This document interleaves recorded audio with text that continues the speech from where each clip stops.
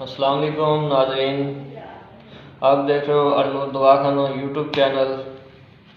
नाज़रीन, आज आपकी खिदमत में मैदे का माजून वाला नुस्खा लेके हाज़िर हुआ हूँ। नाज़रीन, पेट दर्द हो, ग़िज़ा का हज़म ना होना, कब्ज़ हो जाना, भूख कम लगना और मैदे के तमाम अमराज में मुफीद है। ख़ास तौर पे गैस और कब्ज़ के लिए तो बेहद मुफीद है।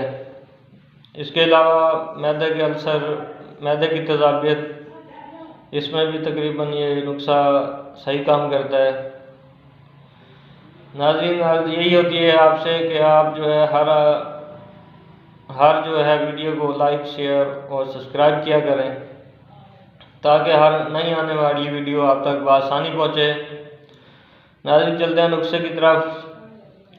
नाज़रीन, आपने लेना है सबसे पहले ज़ीरा सफ़ेद 1 किलो, जंजबील 375 ग्राम, फलफल सियाह आपने लेनी है 250 ग्राम, तिनकार आपने बरियाँ करना है 50 ग्राम, सिरका अंगूरी ये 1.5 बोतल लेनी है आपने,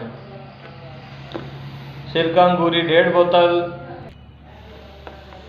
नाज़रीन, तमाम अद्वियात जो है आप कूट कर बिल्कुल बारीक सफ़ूफ बना लेंगे। ज़ीरा सफ़ेद को आपने सिरका अंगूरी में मुदब्बर करना है।